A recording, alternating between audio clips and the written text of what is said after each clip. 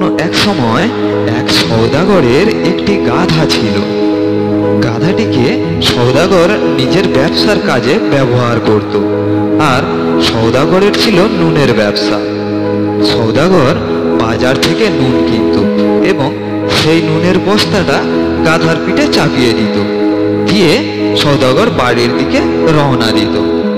এমনই একদিন সওদাগর শহর থেকে নুন কিনে বাড়ির পথে ফিরছিল। সওদাগরের বাড়ি ফেরার পথে একটা পোল পড়ে, একটা সাঁকো পড়ে। গাধাটি সাঁকোর উপর দিয়ে যখন পার হচ্ছিল তখন হঠাৎ গাধার পা স্লিপ করলো। গাধার পা পিছলে যাওয়ায় গাধা একেবারে জলে পড়ে গেল। গাধাটি নুনের বস্তা সমেত জলে পড়ে গিয়ে হাবুডুবু খেতে লাগলো। নুনের বস্তা জলে পড়ে যাওয়ায় নুন জলের সাথে গুলে গেল এবং গাধা অনায়াসে জলে থেকে উঠে আবার বাড়ির উদ্দেশ্যে রওনা দিল। বাড়ির পথে যেতে যেতে গাধা ভাবতে লাগলো, জলে পড়ে যাওয়ায় আমার পিঠের বোঝাটি একেবারে হালকা হয়ে গেছে, আমার আর কোনো কষ্ট হচ্ছে না, কষ্ট করে আমাকে বোঝা বয়ে নিয়ে আসতে হচ্ছে না। যাই হোক, সেদিন সওদাগরের অনেকটাই ক্ষতি হয়ে গেল। তেমনি আরও একদিন সওদাগর নুন কিনে গাধার পিঠে চাপিয়ে বাড়ির দিকে ফিরছিল। সাঁকোটি পেরোবার সময় গাধার আগের দিনের কথা মনে পড়ে গেল।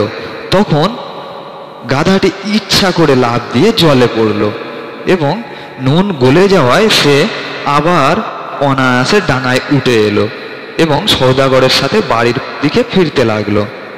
এইদিকে একই ঘটনার পুনরাবৃত্তি হওয়ায় সওদাগর বাড়ি ফিরে মনে মনে ভাবতে লাগলো যে গাধাটি বোধহয় আমার সাথে বদমাইশি করছে। সে জেনে বুঝে ইচ্ছা করে সাঁকো থেকে জলে ঝাঁপ দিচ্ছে, তাহলে এর একটা ব্যবস্থা করা যাক। এমনই চিন্তা ভাবনা করে পরের দিন সওদাগর বাজারে গিয়ে নুন কিনলেন না, এইবারে তুলো কিনলেন।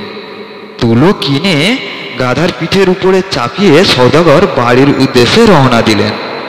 সাঁকোটির উপরে এসে সওদাগর গাধাটির দিকে লক্ষ্য রাখলেন। দেখলেন যে গাধাটি ইচ্ছা করে জলেতে ঝাঁপ দিল। জলেতে যেই না ঝাঁপ দেওয়া, তুলোর বোঝাটি জল টেনে আরো অনেক গুণ ভারী হয়ে গেল। গাধাটি সেই জল থেকে আর উঠতে পারল না। তাহলে প্রিয় বন্ধুরা, এই গল্পটি থেকে আমরা কি শিখলাম? আমরা শিখলাম যে বারে বারে একই ফন্দি খাটে না। প্রিয় বন্ধুরা, গল্পটি কেমন লাগলো প্লিজ কমেন্ট করে জানান। আর গল্পটি ভালো লাগলে ভিডিওটিতে একটি লাইক দিয়ে চ্যানেলটিকে এখনই সাবস্ক্রাইব করে দিন, তাহলে আমরা প্রতিদিন আপনাদেরকে একটি নতুন নতুন গল্প শোনাতে পারবো। আর ভিডিওটি শেষ পর্যন্ত দেখার জন্য আপনাদেরকে অসংখ্য ধন্যবাদ।